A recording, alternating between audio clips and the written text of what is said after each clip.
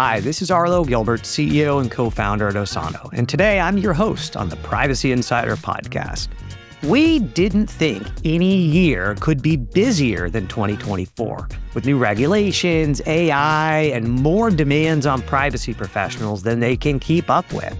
But 2025 already has us looking like it will prove that 2024 was the easier year.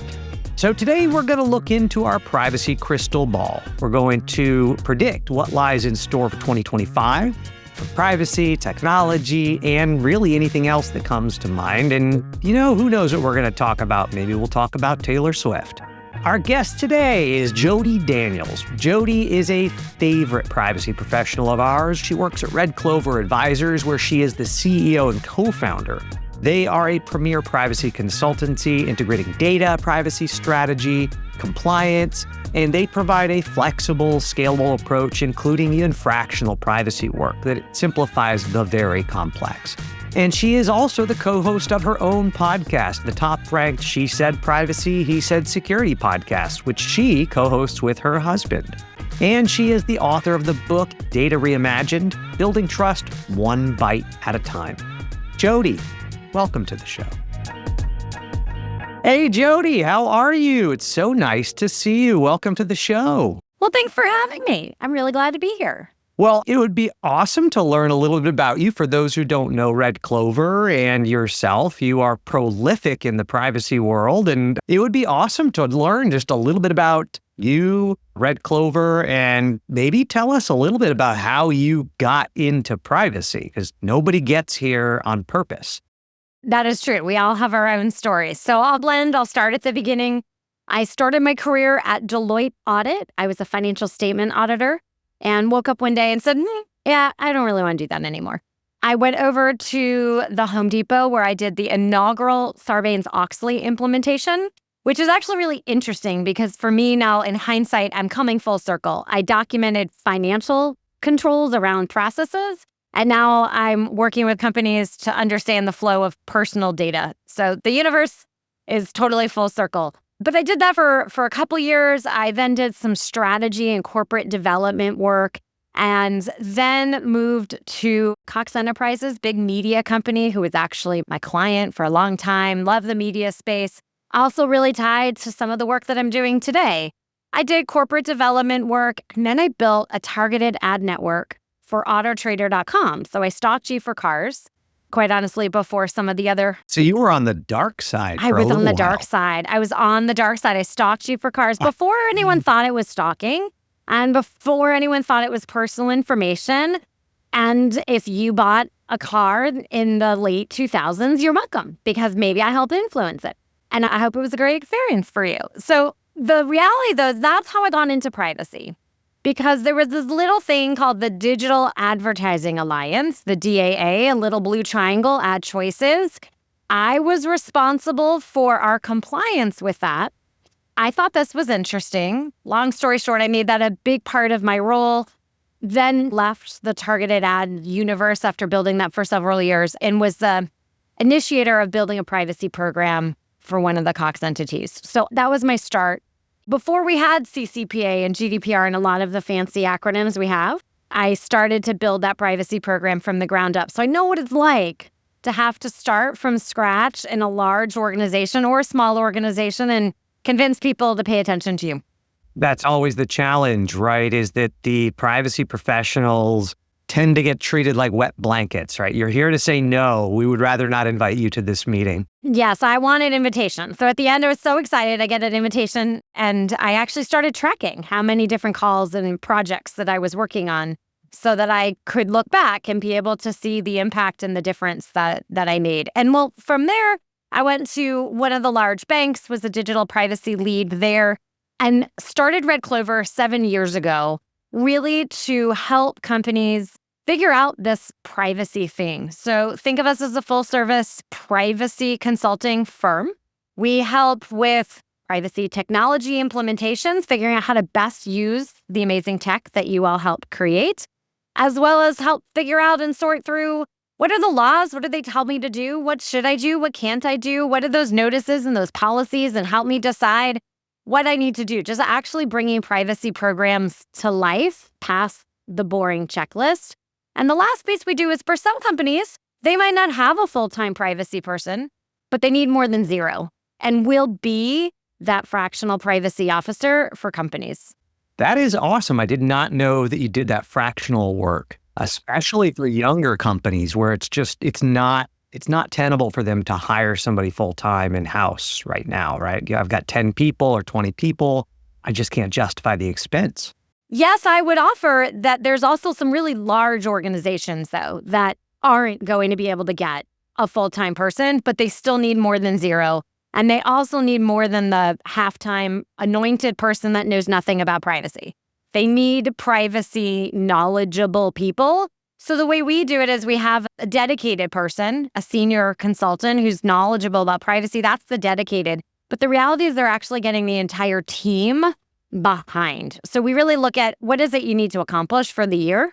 We're going to divvy that up and we're going to identify the right team members for us to be able to accomplish that. And then you have a dedicated person doing it. It's very similar to what security firms are doing with the vCISO concept. You might have a dedicated person, but then you have the team behind you doing whatever tactical security things you need to do. We just do it on the privacy side.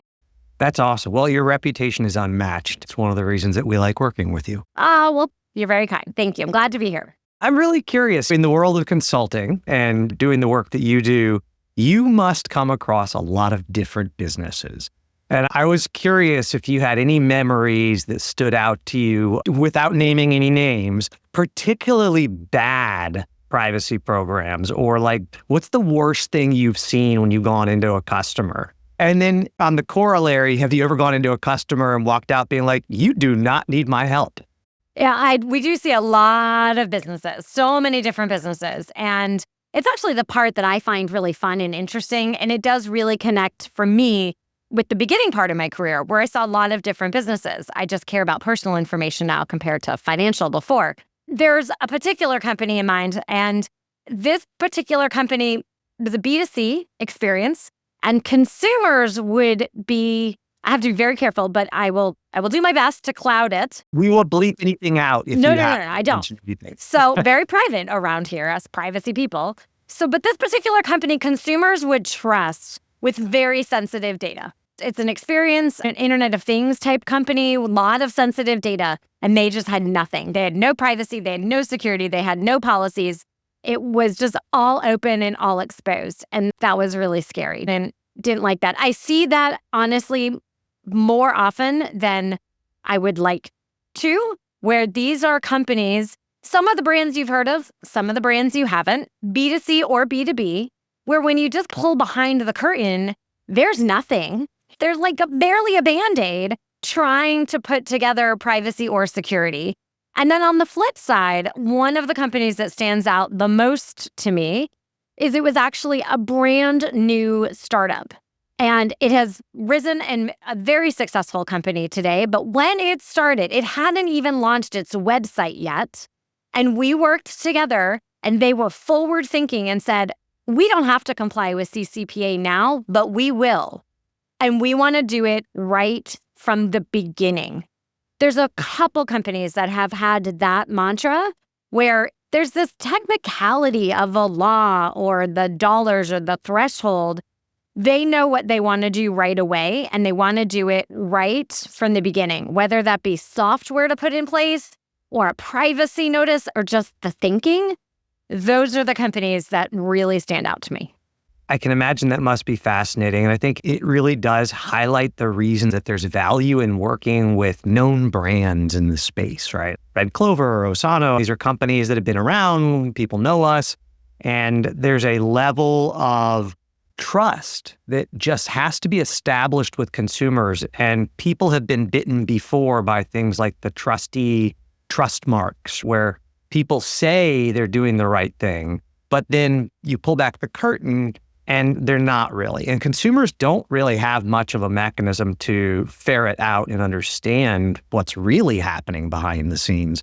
That's where we see, hey, Red Clover gave you the stamp of approval here, and you're using reputable vendors.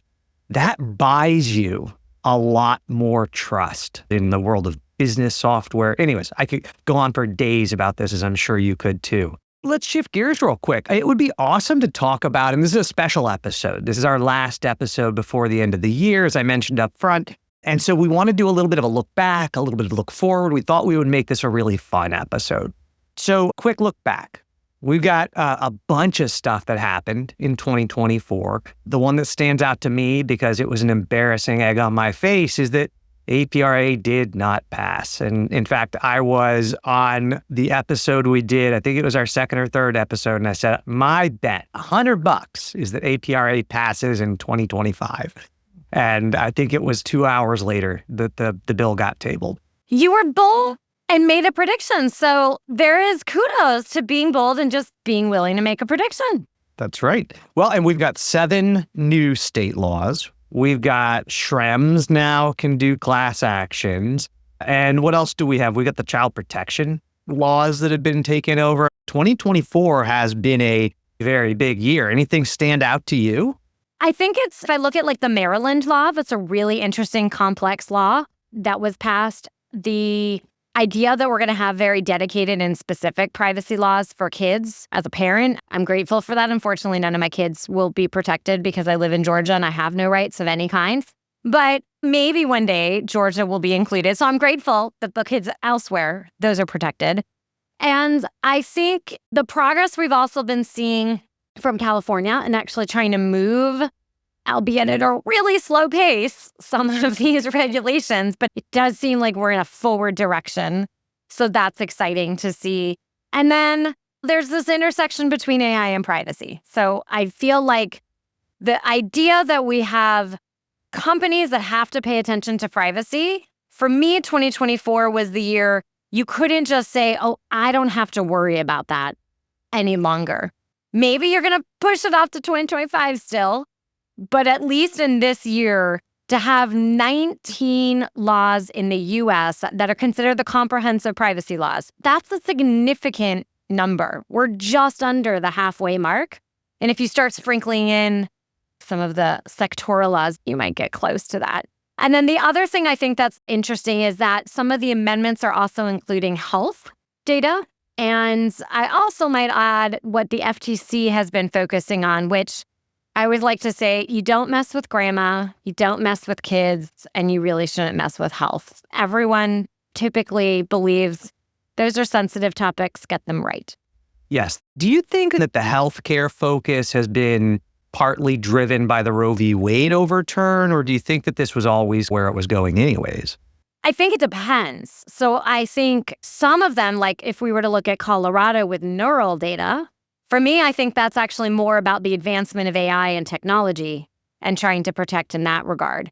I do think some of it is around Roe v. Wade, but then there's also a number of them where it's being pretty specific around mental health. And you're just seeing more and more as a society to really be able to cover that information.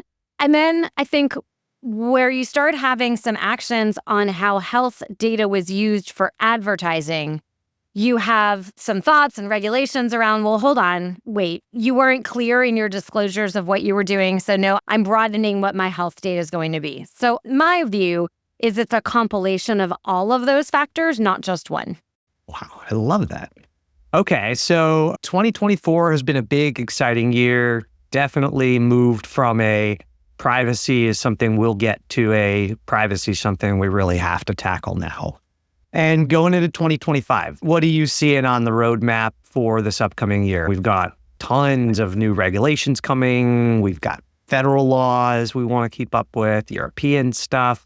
And then, of course, we will have a brand new administration. They are probably going to behave differently than the last administration with regards to regulation. So I'm really curious what you think will be happening this upcoming year.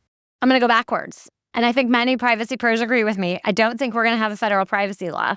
Arlo, if you make another prediction, it's just free advice. Maybe don't pick that one. Pick a different one. I will not be making any more predictions for the rest of my life after that one, but I agree with you. I don't think there's going to be a federal privacy law coming out of that new administration. I do think the states are going to ramp up in 2 areas. Number one, I think we're going to have more states. And so my prediction for 2025 I think the number of states that will have a comprehensive privacy law that will pass will push us over the halfway mark. So I think in the 2025 legislative season, that would be 6 laws to get us over 25. We need another one if you want to include the territories. So depending on who you are here, listeners, and how particular you'd like to be, I'm going with the 50 states, but I appreciate our territories too. So that's my initial state prediction. But the other is the enforcement. And I had the opportunity when I was at IAPP PSR to hear from several of the state regulators and some of them in multiple sessions. And some of these states are hearing from consumers. I'll never forget the Texas regulator who was commenting that they received hundreds of comments through their online complaint form in just a couple months. To me, that's telling, right? How do these people find this link on a really particular topic in just a couple months of it passing? I mean, and this is the government, so their websites are not even all that easy to navigate. Tricky. There's not like a big campaign that came on TV. Here's where you go. So I think for me, that's really telling. And between the Texas enforcement agency that is staffing up, California that's been staffing up, and then as more and more states pass, those states are talking to each other. They're communicating. Many people have said, well, where's all the enforcement? It's not here. You see actions out of the FTC. Well, we also don't know what we don't know. They don't actually always communicate and put out in public all the behind the scenes conversations that we're not a part of. There are plenty of conversations happening. We just might not never know about them until they're so big or so egregious that those are going to be the ones disclosed. I envision more enforcement. I envision, separate from the enforcement side, what I often see, especially for B2B companies, is more pressure from sales. And I am seeing this, where company A won't get the sale from customer B because they don't have the right privacy and security measures in place. And they'll pick the competitor that does. I think you'll start seeing more pressure from those sales teams and companies to really get this privacy thing right on the inside. And for me, as a former marketer, this will be really exciting, actually promote that and really have great outward-facing information about what their programs are. And the last part is some of the companies, I think, who already have had some privacy programs in place, I'm starting to see them come back and say, okay, what worked for that isn't really going to work in my new environment with all these different nuances. I need something better. It's time to revisit. So I feel like there's a little bit of retooling, literally with tooling, or just the concept of reevaluating how the program's actually working. And then I think globally, we will continue to see the trend of modernizing privacy laws in different countries like Australia. That's exciting. I love your predictions. I keep coming back to the question on enforcement. And I think it's interesting. You raised a really good point, which is that the vast majority of enforcement is not something that the public knows about. People tend to think that these regulators or these state authorities show up with a SWAT team or something and news cameras. Well, we all saw the ICO picture years ago. I mean, it's so funny. I think people have this dramatic expectation of what a notice from a regulator is. It's like, yeah, it's just a letter that says, call us, basically. Like, people call. Hey, all right, so we have the regulatory side. What about the class action side? Oh, that's so hard to predict. I don't think they're going away. I think if you are a class action law firm, you're just going to keep trying to find which hole you can go through. And we started with SIPA. They've gone to all different types of wiretapping. They're looking at AI chat and just so many. I am not familiar, if I'm totally honest, with every single law that is out there between all these different opportunities. What I do have comfort in is believing these firms will find holes. We're seeing some that's even trying to find holes through CCPA, and the class action was only supposed to be from a data breach perspective. We still have Washington that, again, we haven't heard a lot, but that doesn't mean that there isn't a paper war going on. We just it hasn't made it out yet to, here's what happened to us, right? Maybe those companies have done a really great job of just keeping it as a paper war. So as a reminder, if you have to deal with the Washington My Health, My Data Act, and you feel like you haven't seen anything, yes, sometimes it might be a public filing and people can find it, but there are still opportunities for it to be private where we might not know. That's a catchy one. I just think those people are creative and will keep trying to find opportunities for themselves. Yeah. Well, and the wheels of justice turned slowly too. GDPR went into effect in 2018. It was like that moment where it went live and everybody went, oh my gosh, we have the privacy law. Oh, well, that's anticlimactic. There's no enforcement happening. I thought it would just start, but people don't realize that regulators are collecting information and collecting evidence now that they may not even go and utilize for another 6 months or a year. And so it's always worth doing the things that you have to do to keep the regulators at bay, because you just don't know. They might be looking at you now. Exactly. So the idea also of show your homework, because you never know when you're going to get one of those questions, having a program. So I love one of our new state laws, Minnesota, that's essentially requiring people to have a documented privacy program. It's the show my work. Because if you were to get a letter, it's, well, hopefully you weren't egregious, but it's possible maybe someone disagrees with the disclosure, or maybe they disagree with a assumption that you've made. If you're able to show, well, here's our approach, and here was our thought process, and here's how we came to this conclusion, it's going to be a very different conversation in that scenario. Now, class action lawsuits, make sure you get the right attorneys. We are not the right people. I have lots of wonderful people who will help you in a class action lawsuit. Call me, I'll give them to you.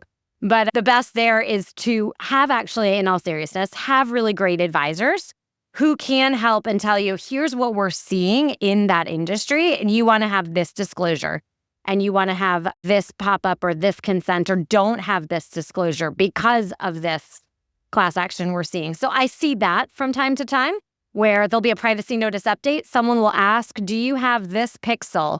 Like just the other day, someone asked, do you have pixels on videos? Because they're still seeing the video class action lawsuits.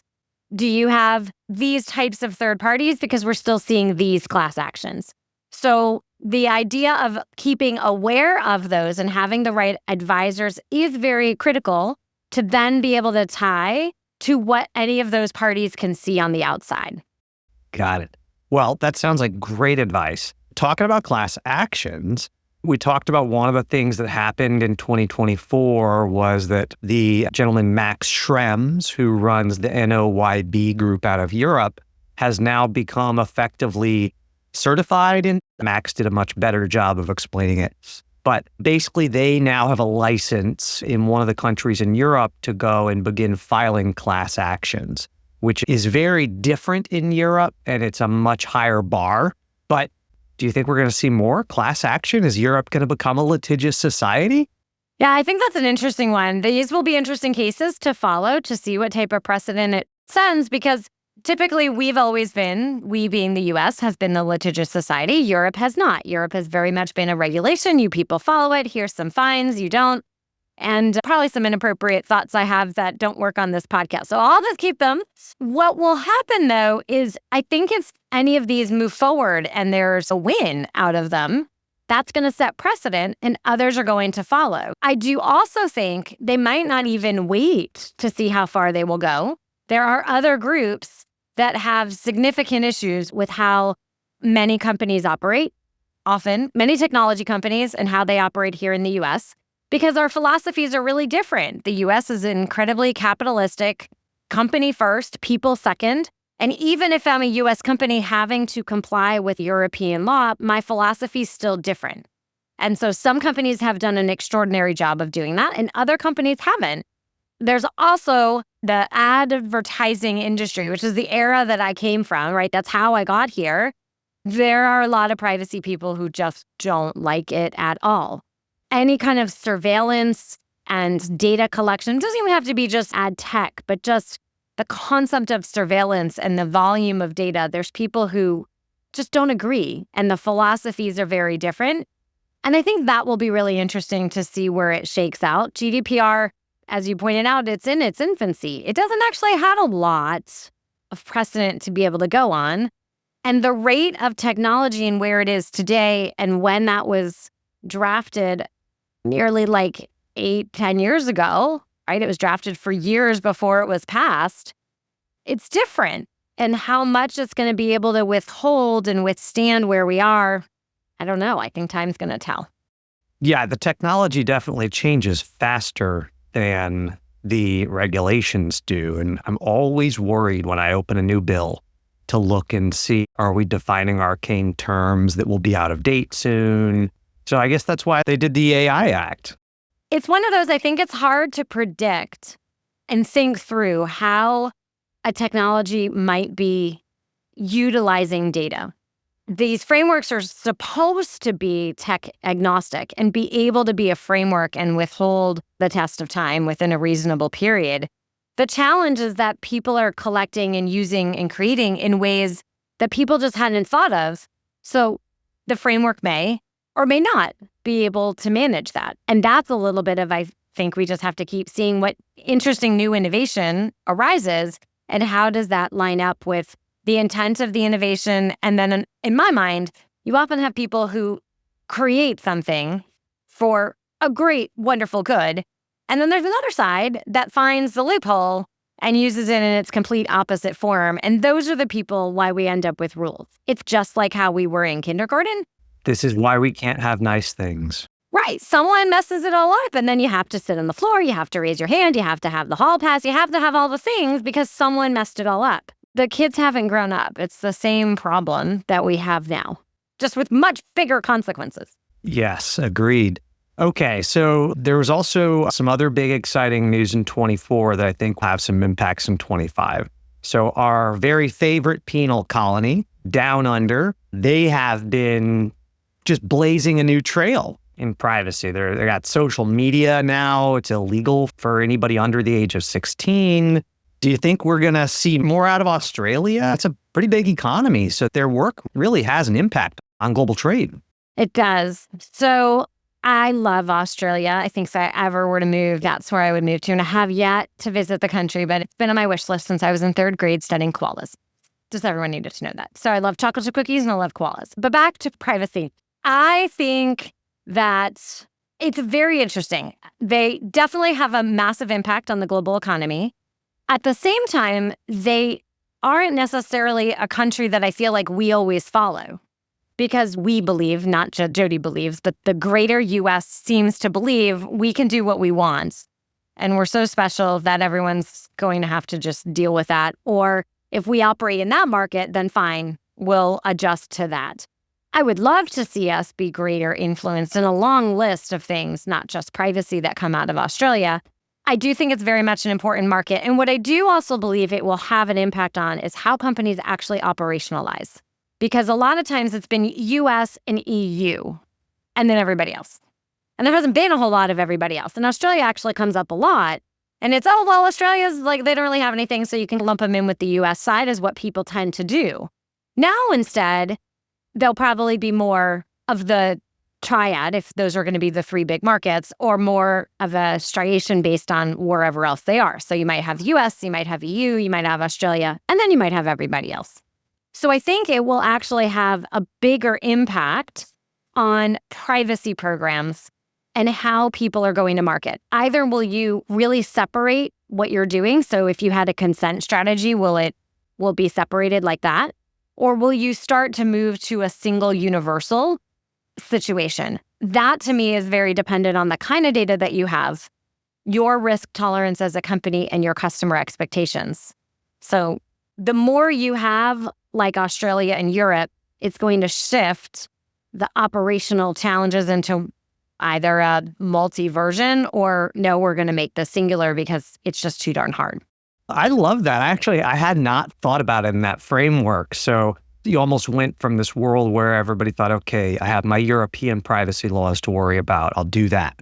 Then it's, oh, we've got American privacy laws to worry about. I'll do that. Now I'm good to go.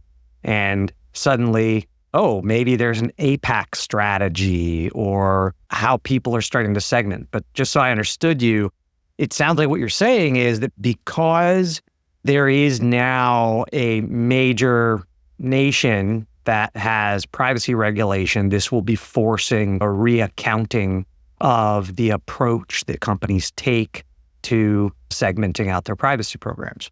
Yes. And for me, that goes back to what I shared before, which I think is companies are starting to, I use the word retool, but evaluate what they've done. What they did potentially for GDPR, if you had to comply with that, was one thing. Then CCPA came along, so we literally saw GDPR and CCPA. Oh, wait, now I have more states. Okay, fine. We'll do GDPR, and then we'll do all the states. Or, nope, I just have California because I'm not big enough to worry about those others. So everyone was scoping accordingly. Some companies are not in Europe at all, and they're just US and Australia, or some mix of all of that. Well, as more and more laws keep popping up, and as companies have been at this privacy game for a while, they're realizing what I did then doesn't necessarily work now. No different than any other part of a company, right? Whatever, where you are at a company stage 1 to stage 2 as you continue to grow, or even multinational, it continues to evolve and change. The same is happening from a privacy front. As you pointed out with GDPR, we are 6.5 years into the effectiveness of GDPR. So we've been at this a little while. For companies who had to deal with GDPR, you've been at this for a while. For CCPA, it was 2020. We're coming up on 5 years. Yeah, these are brand new. I know. So we're like installing EtherCard in. We're still in elementary school here, people. We're just moving up just a little bit into the mid-elementary for some of you. And for others, you're still just getting born because you're deciding to start on these privacy laws and where you are. But I really think people are going to have to find the approach that works for them. And depending on where they are in their privacy program, in their company, is going to determine how they're going to approach all these privacy laws. But with more of them, there's no doubt it is complicated. All right. Well, so we got Australia. We've talked about Europe, federal regulations. Any predictions on the new administration and their approach to privacy, or whether it will be Wild West? What do you think is going to happen? What's your gamble here? And I don't think it's going to be a top consideration. I just don't. I don't see regulation being a top consideration. I don't see privacy and security being a top area of focus. And so I'm hopeful that the work that's been done isn't unwound. So for me, do you do any more, or do you reverse anything that's already in place? I'm hoping it just ends up being the status quo. And the states, in my mind, like we've been talking about, I think the states are going to pick up and be more enforcement, more regulation, passing more. And honestly, I feel like you see that in some other areas, right? We have state regulations when it comes to HR. Of course, there's federal regulations, but you also see a lot of state regulations. Same is true from a tax perspective. So this whole state-federal game is not new, just it's in different areas. Got it. Okay. Well, I would agree with you on that one for sure. I'm not betting on a federal law again. All right. So let's talk about AI. Everybody's favorite topic of the moment. We look back on 2024. We had a lot of exciting stuff happen. We had the EU AI Act. We had the Texas AI bill. We've been seeing a huge amount of debate around innovation and AI. We've seen the lawsuit by the New York Times against OpenAI and questioning who has rights to access these data sets. We're starting to see AI in state law subject rights. And businesses are starting to implement frameworks. But 70% of companies, according to this survey, said they still have no AI policy. So 2024, that's where we are. Did I miss anything important on the AI side that you would want to make sure we think about? And there's some state AI pieces that have come around as well, right? We have Colorado, we have Utah, consideration within CCPA for California, and so many bills that it is mind-boggling to truly try and capture all the different bills that have been considered. And I think even if a bill doesn't pass, it's telling information about where people are thinking and where the concerns are. So if you think about all the bills that didn't exist, and there's a long list of problems in the world, that we have bills to try and manage this technology, again, to me, is a hint for where we're going in the future. Got it.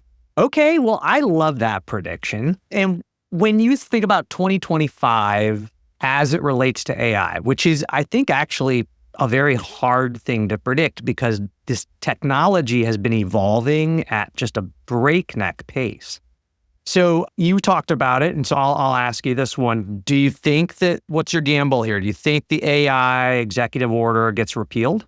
Do you think that's Trump walks in and goes on unwinding everything Biden did? The AR one is interesting because there are some people that surround the new administration that seem to support AI regulations. So this is an interesting one that I'm not quite sure what will happen. You can hedge your bets. You can phone a friend. Phone a friend. Well, I will tell you, I'm right there. I'm your friend. And so I will tell you, when I think about the administration there, I am hopeful that the traditions that have been followed this time around in terms of, I guess I would call it a more mature transition approach, things like that, have given me at least a tiny bit of hope that we might have been witnessing a lot more campaign bluster than real administrative view. And so my hope is they get in and say, yeah, this is fine. We're not going to mess with it. We've got other fish to fry. I hope so. I hope you are right. We're going to come back and we're going to have this conversation. We're going to see how right we were. All right. And 2025, what is the AI landscape changing going to mean for privacy pros? We're seeing a lot of privacy pros be significant participants in AI governance, AI assessments, AI process, AI policies, AI approval, AI everything. Who owns that process is still a little bit nebulous. Sometimes it's privacy, sometimes it's a committee, sometimes it's legal. I did a post recently. It was like the AI hot potato because it's whichever group wants to raise their hand. With that being said, though, so many risks, wonderful features too, but there's a lot of risks that companies have to manage, privacy being one of them. It's not the only one. There's a number of them.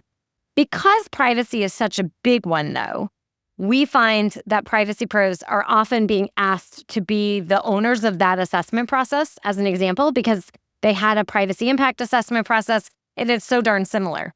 And in some cases, it should be the same, just with extended questions. And they have the tools for it. They have the process. They have the wait, when I should ask for it type scenario. Because privacy's built those processes in, potentially even more than security in a lot of cases, I envision, my prediction is that privacy pros will continue to own the AI piece. And I think actually a lot of privacy pros are interested in that. They're looking to expand their knowledge set and skill set, and this is a good opportunity to be able to do that. I do think, I don't know how many, but I do think we're going to have more AI laws that will be passed. Exactly what flavor they're going to look like that's an interesting one, because we have the EU AI Act over there. We have Colorado that took a different approach. We have EU AI Act is very risk-based. Here's your 4 options, kind of 4 different types that you might be using. Colorado really focused on high risk. CCPA in California is still trying to decide. Some of their AI pieces move forward, some of them died.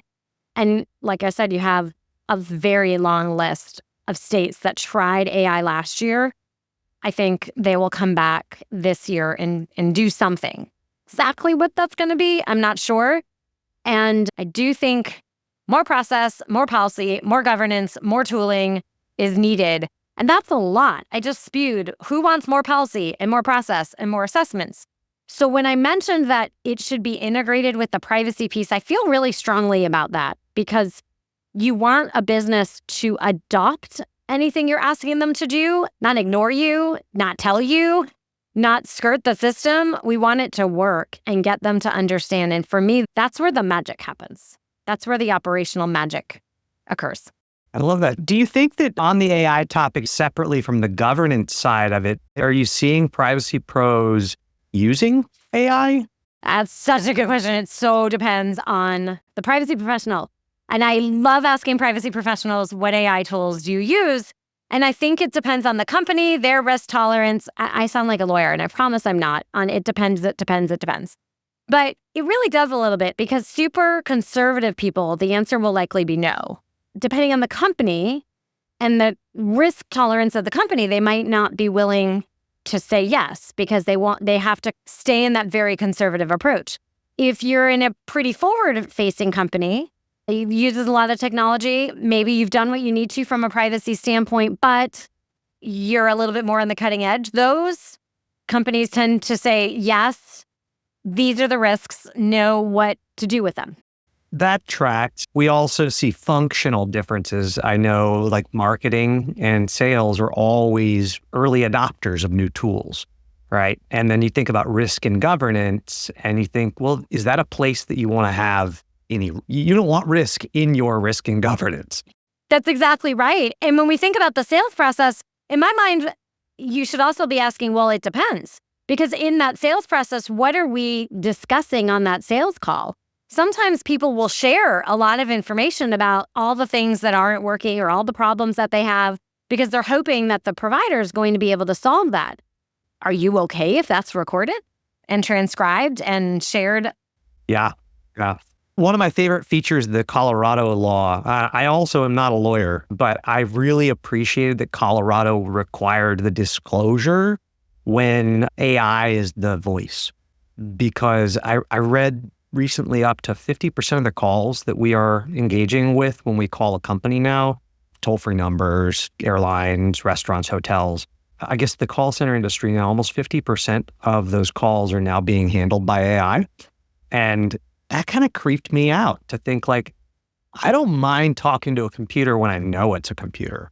But if I think I'm talking to a person and it turns out I'm talking to a computer, that feels deceptive. And so I was very much appreciative that Colorado went out of their way to include that in there. I would agree. I would also add, I think all of those companies should poll their customers because how many of us listen here and listening would scream at the phone because the AI is not working and all you want is a real life human to solve your problem and it doesn't work right. I'm sorry, I can't hear you. That doesn't work right. And you're screaming at it. Okay, cool. And then one thing we have been seeing is a little bit of an evolution in the privacy pro role and just the structure of organizations.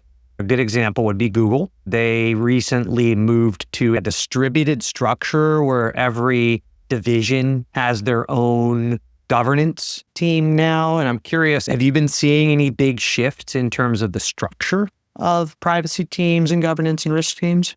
So we are not seeing that decentralization in the companies that we're working with. We see often some type of central person, and they might have people distributed.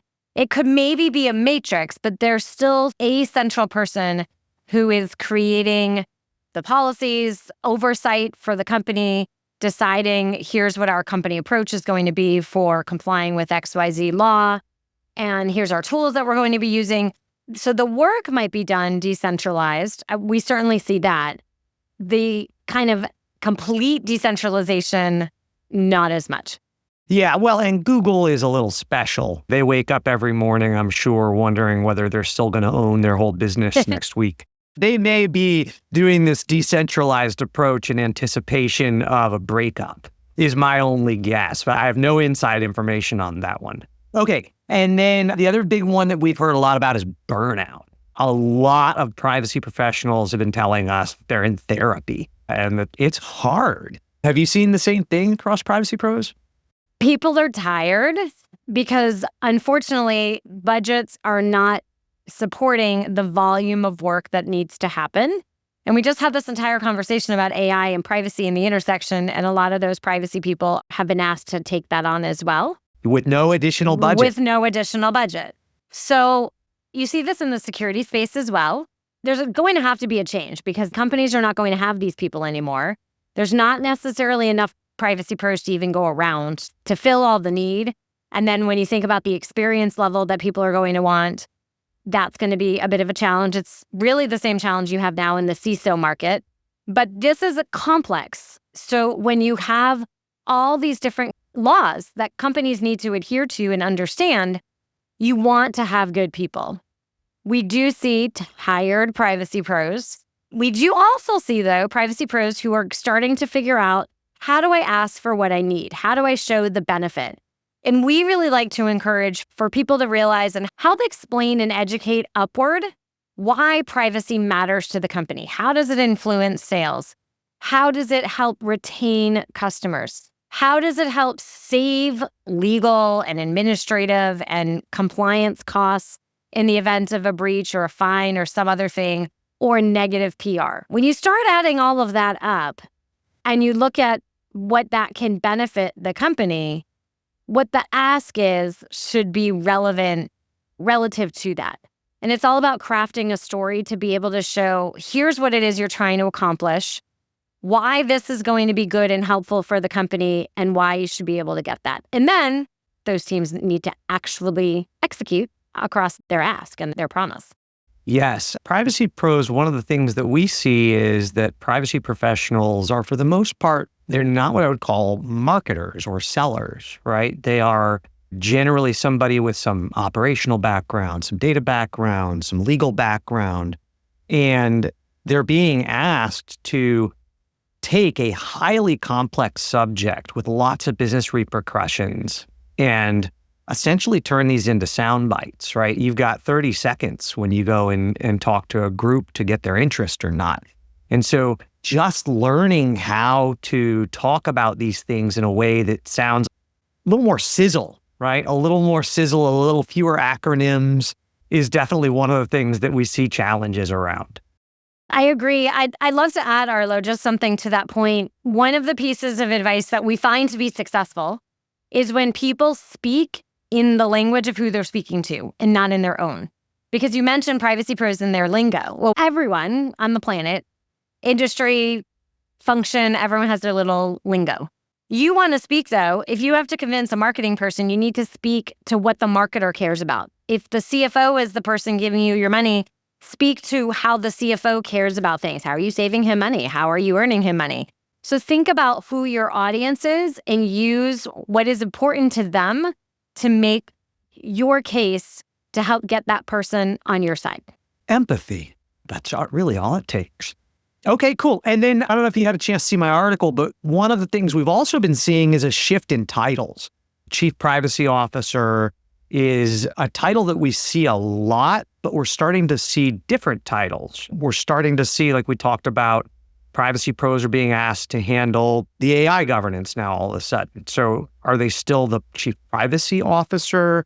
Is there a future of a Chief Privacy Officer, or is that role going to evolve, or the title's going to change? What do you think about that? I think privacy's still here. If I changed it to Chief AI Governance, okay, well, there are all these privacy laws, so who's going to handle all of that? It's just not all the same. You could have AI in one little part, but privacy in a number of others. They are not always a one-to-one. So I still think you'll have Chief Privacy Officer. I think in some companies, it could be a really elevated title, and then you might end up, like maybe as a Chief Trust Officer, and underneath you have a privacy wing and a AI wing, almost like a split there. You could certainly have something along those lines. I don't think the concept of privacy in a leader of that organization is going to totally go away. For all the reasons that we've had an entire podcast on, we have a long list of laws and requirements that companies have to understand. And the kind of data that I collect, use, store, and share may or may not involve AI, and maybe just a part of it. If I only focus on AI, I'm missing the entire other part of my data cycle, my notices that I have to communicate to people, the choices that I have to honor to people, and then my favorite one of the should I even do it in the first place? Because the law might say, sure, you can use that data. The customer might scratch their head and say, hold on, what are you doing? That wasn't in my expectation. That's right. And we've talked about this on some of our prior episodes with this concept of legitimate interest as it relates to AI. I give you my data in exchange with an expectation. You're going to use this to let me log in, right? Or something straightforward, but no concept that there was this future technology that you might leverage this data for in some other way. Are you seeing companies struggle with that? And do you think that in 2025, that struggle becomes harder, easier in terms of identifying where the line in the sand is of data that you collected previously that you can leverage versus having to go get new opt-ins? Well, I do. I think it is going to matter where the people are and what your notice was when you got it. In some use cases, you don't always have to have opt-in consent. In some places, you do. The general philosophy, though, is if I got consent before to do a particular task, and now you want to use that data for something different, that doesn't work. So I have between the consent language and then what my privacy notice says, you'd have to go back and get that consent. So then people will say, well, how broad can I make this? And then at the same time, you have privacy laws and regulators who say, well, it can't be too broad and it can't be too narrow. So that's the privacy advisor's game, is to try and find the right balance to be able to capture that. At the same time, that goes back, in my mind, to the customer expectation and trust that I was just talking about. At the end of the day, companies are trying to understand their customers and sell more stuff and make money. The customer wants value. They want to get a good that they need, a service that they need, that something's going to make them feel good, whether you're B2B or B2C. No one wants to be tricked. No one wants to be fooled. If data is used in a way that makes that person feel that way, or they feel like it was deceptive, that's a lose for everybody. And I don't think long-term, a company that does that is going to actually win customer loyalty, a good, strong relationship, and ultimately might even have a regulatory challenge because it would have been considered unfair and deceptive. Yeah, it can take you years to build that trust, and it can disappear in moments. Yeah, I always ask people the very fancy Jodi scratch your head test. What does the customer expect? Is it reasonable in line with what they would have done? And the laws are here to basically make companies think about that. All right. Well, Jodi, I don't want to keep you too long here. So a quick couple of follow-ups. First one would be any other predictions for 2025, even if they aren't related to technology or privacy? That is good. I am hoping we're going to have some good new movies. Like, I think we talked in our pre-show about Disney and Wicked. So Moana 2, I don't know, maybe there'll be a Moana 3. And I know Wicked 2 is coming out next year. So I'm pretty darn excited about that. All right. I will bet that Taylor Swift and Travis get engaged in 2025. Oh, that's interesting. I don't follow them enough. I don't know. I don't know if I agree with that prediction. We've been seeing the rumor mill about the engagement rings. I feel like we have a lot of Swifties at our company, so I have to make a shout out to Taylor. Maybe she'll announce a surprise tour. Ooh, or a baby Taylor. Let's go with the surprise tour. All right, the surprise tour. I like that one. And then last but not least, Jodi, you're a privacy pro, but we're out there trying to help people comply with regulations, give them good advice, but we're human. When we put on our PJs and sit down with our laptops at night, what do we do that we wouldn't recommend that other people do? Do you have any guilty pleasures or any embarrassing admissions on this show? It's just friends here. Of course, just whoever is listening. So I am one of those people that uses the same email address, and I actually give out my phone number.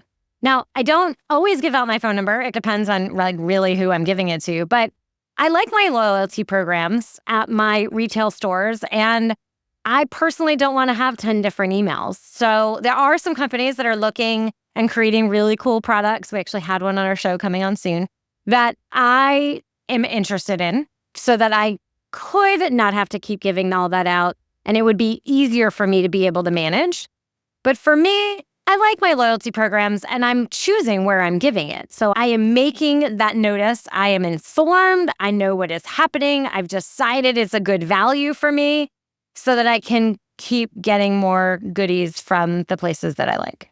I love that. People think that privacy is all dry and that everybody's really uptight. And there's the side of like when we're guiding people and providing advice, yes, we have to provide conservative feedback and advice that will help move the business forward. But, you know, at the end of the day, we're all people and we still want to watch cat videos or dog videos or whatever it is that everybody's watching these days.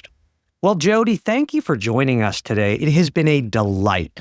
We work with Red Clover and have been very pleased working with you guys. So definitely recommend anybody go check them out. They also do a lot of great content as well. Thank you so much for joining today. Thank you. Well, I hope everybody enjoyed today's episode. I certainly did. Jodi is always a delight to chat with.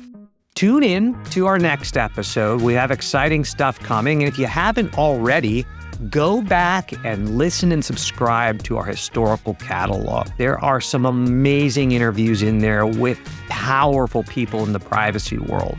You'll learn, you'll laugh, you'll love. We hope we see you again soon.